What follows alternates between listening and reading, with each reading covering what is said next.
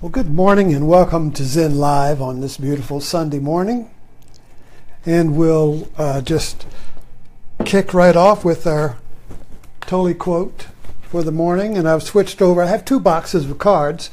One's from the quotes from The Power of Now, and another box is from the New Earth, Tolle's two books. He may have written something else since then, but these were his signature books. So here's the quote from the New Earth. See if you can give more attention to an action rather than the result that you want to achieve through it. Give your fullest attention to whatever the moment presents. This implies that you also completely accept what is, because you cannot give your full attention to something and at the same time resist it. Okay. See if you can give more attention to an action. A lot of spiritual, or let's say awareness activities, one of them is that when you do a simple action like brush your teeth or do the dishes, just do that. See if you can just do what you're doing without thinking about it. It's not easy, and we don't really realize how much thinking is going on. Our everyday mind in the modern world is like the cable news, where you have the visual news going on and this constant stream of copy or words going across at the bottom. Life has subtitles. Life is like a Facebook thread of just comments. Life is like talking heads on the TV, where anything that happens generates a day of talking heads commenting on it, chewing it, regurgitating it, tasting it, talking about it, you see. So this is where we live. This is the modern mind. And we really have to become curious about this because it is a divisive mind. The modern mind breaks us apart into there is action. Action is just what's happening, and then there's commenting on the action, or thinking about the action. And whenever we have thinking, there is a thinker. There is somebody who's thinking. That's what we sense. There's somebody thinking. So notice that there is somebody, there is a locus. In other words, in order to think about the world and what you're doing, there is a locus for that thinking, like an X mark. Otherwise it would just be snowflakes thinking. In other words, if you didn't have a locus, which is a thinker, if you didn't have the headwaters of thinking, it would just be random drops. And that's very disturbing when that happens. We experience it kind of like as a panic attack when thinking gets out of control and we lose our sense of center, our locus, and it's just blah, blah, blah, blah, blah. And that's an intolerable situation. So when we gradually get control out of our mind, when the locus reestablishes its center, But where is this locus? Where is this center? Where is the headwaters of thinking? So I kind of drew this on the wall here. There are several metaphors here. I remember when I was a kid, I used to read all about the explorers of Africa, and one of the big, particularly for the English, one of the big mysteries was, where is the headwater of the Nile? We have to find the headwater of the Nile. So there was a big search for the headwaters of the Nile. And in India, the headwaters of the Ganges is a sacred space. That's a pilgrimage to the headwaters of the Ganges. So the headwaters of any river is a sacred space. It's a metaphorical space.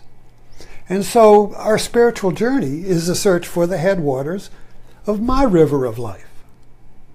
Now, in the mythologies of India, Shiva is the one of the well, actually, Shiva is the mythological god of yoga, and he has two forms. One of them is the dance, the Nataraj, and the other one is seated in meditation, with the Ganges flowing out of the top of his head, like he's really kind of like the mountain. In the Ganges, the headwaters flows out. So the headwaters flows out of Shiva. The headwaters flows out of Shiva, you see. So, in the Shiva Shaivism of yoga, that is a non-dual yoga in which the mantra is Shiva Hom. I am Shiva.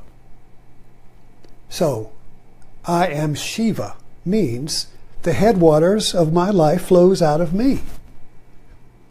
So where is me? Now, the Freudian search, psychiatry is modern psychiatry, depth psychology is also about the search to the headwaters. It's kind of like, well, you know, you're screwed up, you're neurotic, you know, and somewhere back in the early beginning of your headwater, your river, there was a dam, some beavers built a dam there. And some of the water is blocked up. It's not getting into your flow. So you're not to your full potential. There's a little pool, there's a little lake, there's something held back. So we got to go back in there and find it. So you go into depth psychology and you go to the therapist's couch and you go back trace your river back to some block, and then by making it conscious, you free the block and you restore potential. So that's kind of like the path of, but you see, the path is in time. Now, the Eckhart Tolle is a non-dual teacher. He's kind of like, I always feel like he's kind of like Krishnamurti. To me, he's a reincarnation of Krishnamurti in that he just sits under a tree and talks. And so he's a primarily an oral philosopher, like the Buddha, in which there is a transmission through just listening. He's not writing a philosophy that you study. He's not writing something in time that you can study. He's not an intellectual teacher. And he'll tell you. If you come here for information, instructions, you're going to be disappointed. So he's basically a pointing teacher. He doesn't tell you, he just points. So, where is the headwater to your river? Is it in time? Do you have to go back into your past in time? Or is it now? So let's take a look. So anyway, I wrote this up here. So look, we think the source of me in the Freudian, in the Western psychology, in the map of time. You see, this is the time map. We live in okay, so here's now, and here's past. And the treasure is here. And I'm here. So I gotta go to some place in time and free my energy. But the teaching of Tolle and the teaching of Buddha, Krishnamurti, is non-dual teaching. Now, non-dual means no time. See, dual means time. Dual means two. So dual means I versus world, which is in time. So in the dual teachings of the West, and the West is all dual teachings, it's a teaching in time. I'm on a I am on a map, a space-time map, and I have to get somewhere in order to be free or have my potential released. So freedom is future. I got to get to future in order to be free now. Well, the teaching of Tolle and the non-dual teachers basically sees this as dysfunctional. It's not that it's wrong. You got to have it. You got to be able to go catch a bus. But it's looking in the wrong place. It's pointing to the very thing that traps us. You can't get out of the pain of time, the separation of time, by using the map, a time map. So, what Tolle is saying here, basically, in a very simple way, is that see if you can give more attention to action rather than the results of your action. Now, results means future. Right? In other words, we do things to get a result. I brush my teeth so I can clean my teeth and get to breakfast or go to work. So everything is kind of like in the experienced in time.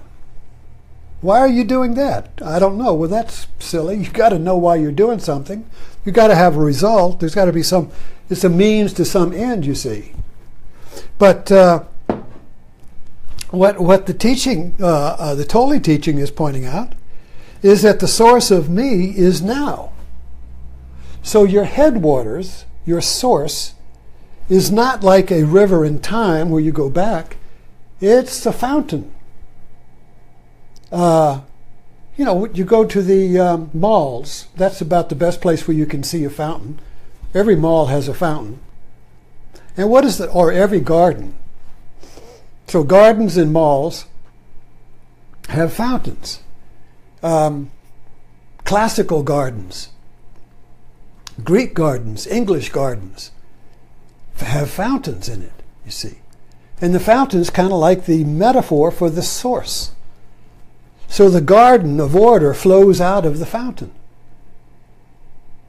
So the garden is in time, but it flows out of the fountain, you see. So the fountain is always the center of the garden, the center of the mall. You go to a mall, there's a beautiful fountain there. You can sit around it. It's very peaceful. You just sit there kind of like in this okay place. You don't have to go shopping. You don't have to analyze anybody. You can just sit there and being present and just do that. You can just sit in the present moment of a fountain. The water, you hear the water. You can become kind of mesmerized by the sound of the water. You can watch a fountain. It's always different, yet it's always the same. It's flowing out of, where is it coming from? Where does it go? It comes out of emptiness, you see. Now we're getting to Zen. Form is emptiness. Emptiness is form. Form comes out of emptiness. Emptiness goes back into form. Where does it come from, you see? It flows out of emptiness, out of itself. So there's the headwater. See, there's the great... so if you had so the idea of the headwater is the fountain, which is not in time, but time flows out of the fountain and into a river of time, and it flows down to the ocean, where it evaporates and comes back in snow to the source, you see, like that. But this we have to look at this metaphorically and not historically in time. Metaphorically. Metaphors are the keys to the kingdom. So the metaphor of the fountain is that you are a fountain and you are flowing out of now, and time is flowing out of you. We're not in time, but you see, here's the ambiguity, is that you need both time, that's horizontal, past, future. I got to catch a bus, got to go to Walmart, I got to do things for results. But at the same time, there is now. And there is a shift in this teaching. So all of the teaching of Tolle and Krishnamurti and the Buddha and all these non-dual teachers are basically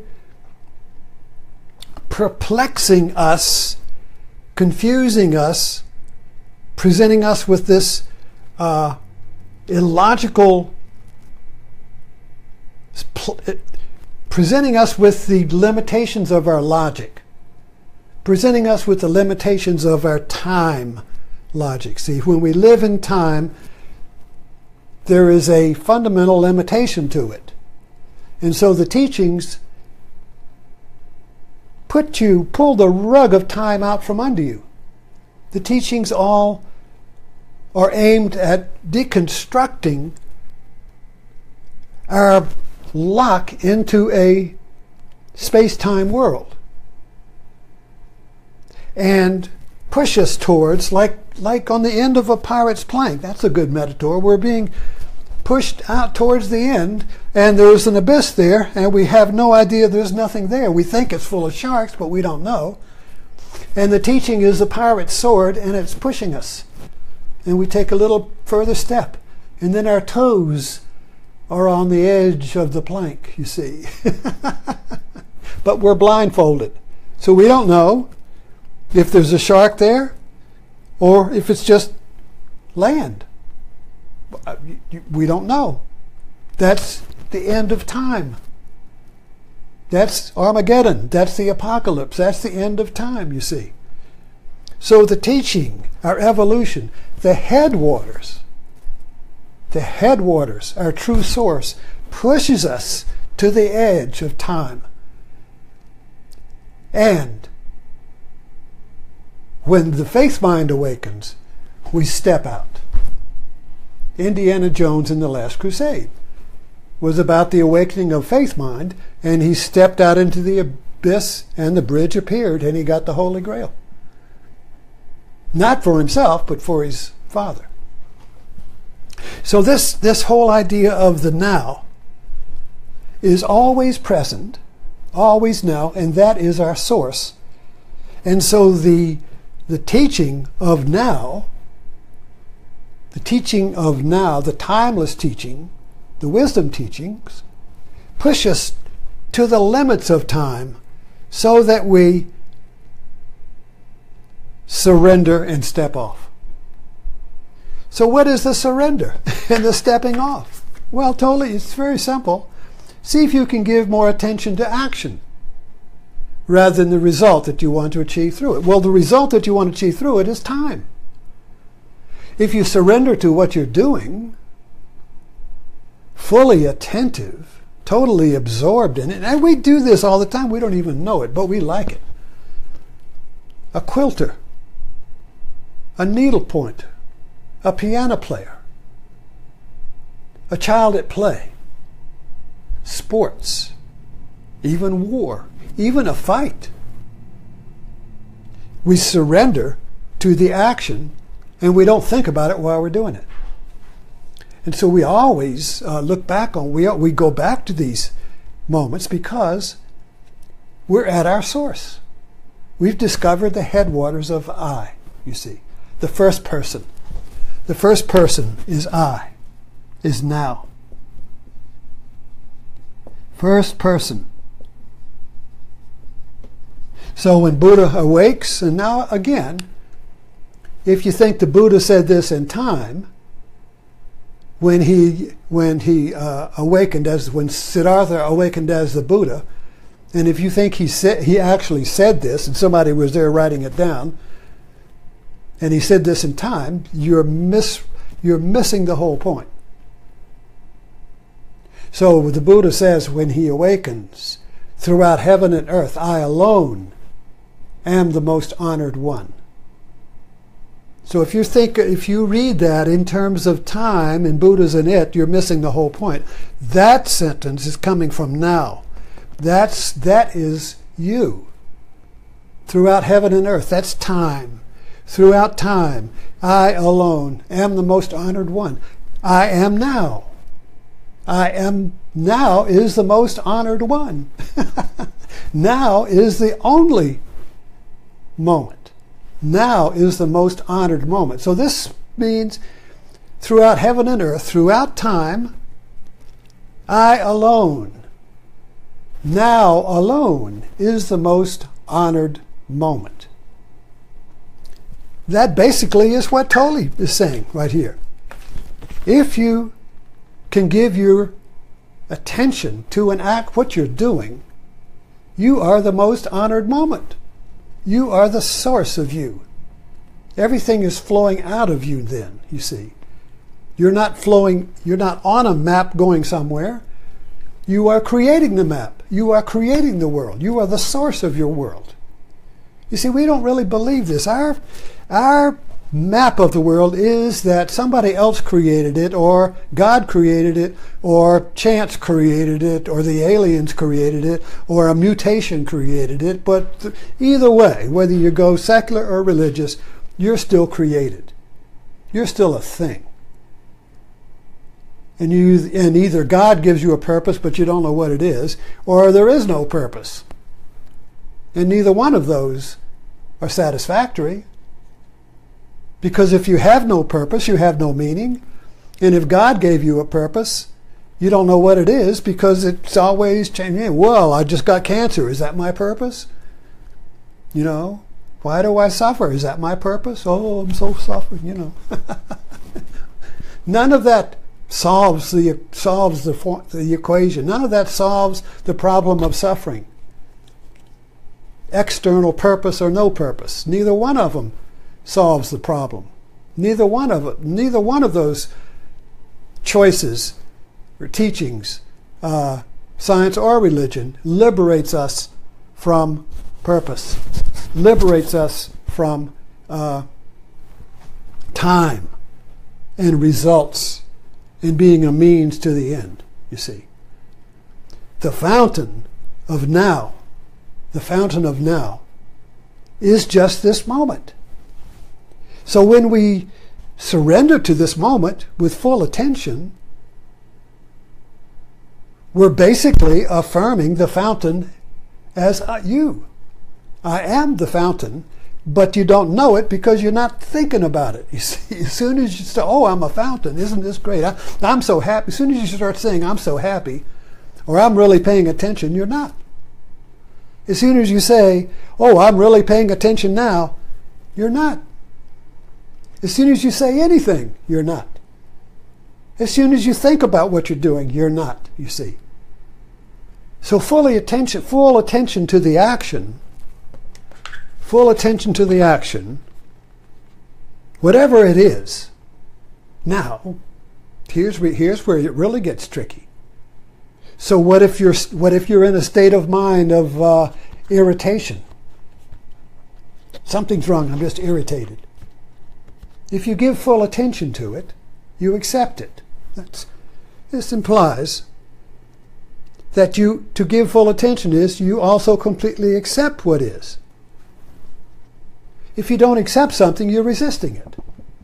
So if you don't accept your mental state of anxiety or irritation or whatever your worry's a good one.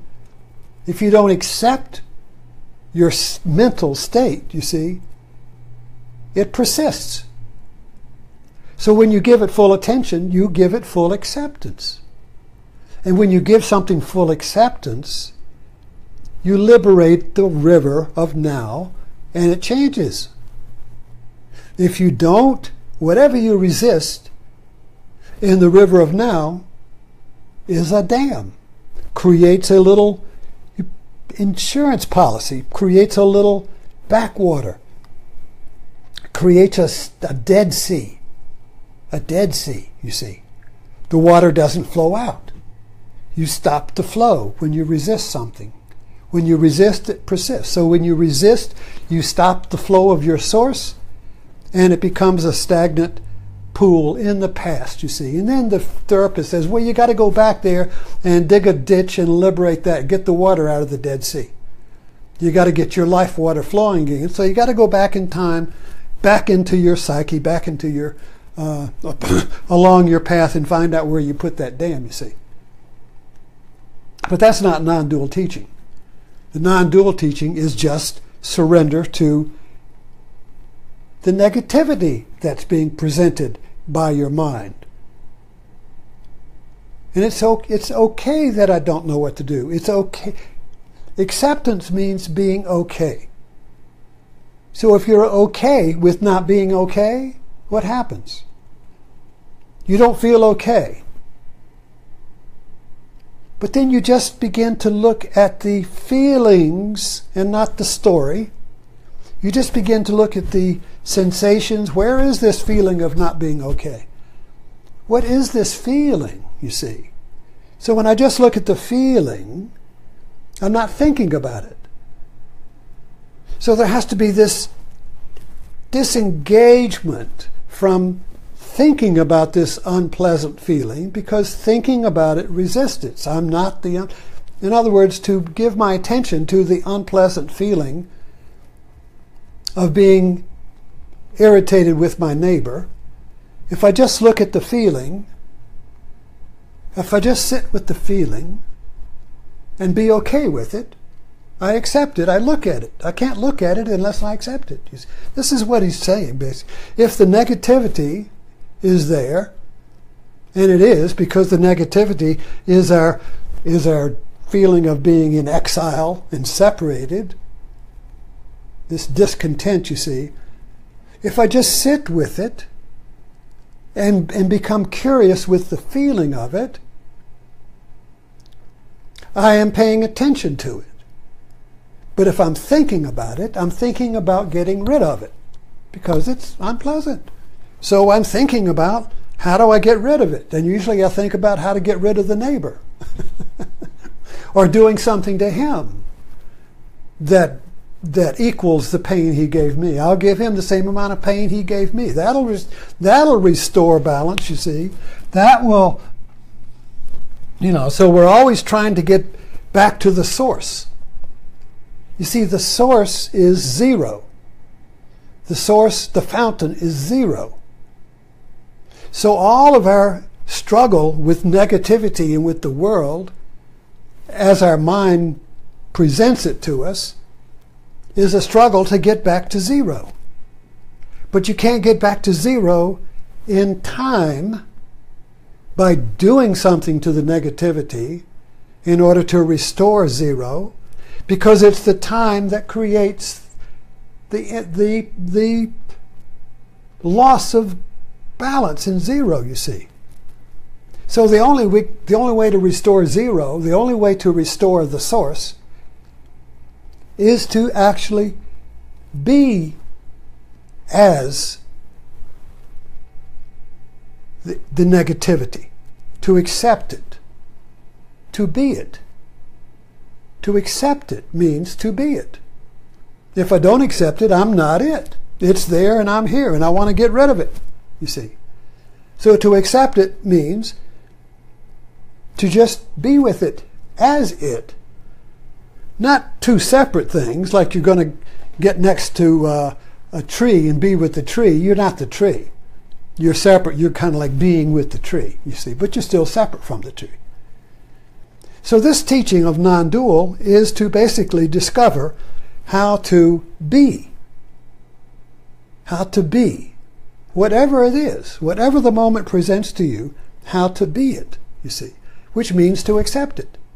Even if it's a thorn. Even if it hurts, you accept it. Now this is the teaching of Jesus. the non-dual teaching, the cross is the time, our being in time as a thinker. That's the cross of the world. How do you get resurrected out of that? Resurrection means returning to source, returning to zero. And you see zero is right here. So the source is the intersection of now and time, which is being here now. So anyway, let's end there, but I hope this kind of like gives you an idea of how this non-dual teaching is basically pushing you to the edge of the pirate's plank of time and thinking to where you step off into now and suddenly discover your source that you've always had and always are. The timeless source of now, which is throughout heaven and earth, you alone are the most honored one. But not you as a thing, but you as this present moment, you as now. And when you become your present moment, when you become what you're doing, what you are, there is nobody outside. The exile is over. The search for the headwaters is finished. You have arrived at your source. And yet at the same time, there's a river of you see. You're both at the same time, the source and the river. So, thank you for dropping in.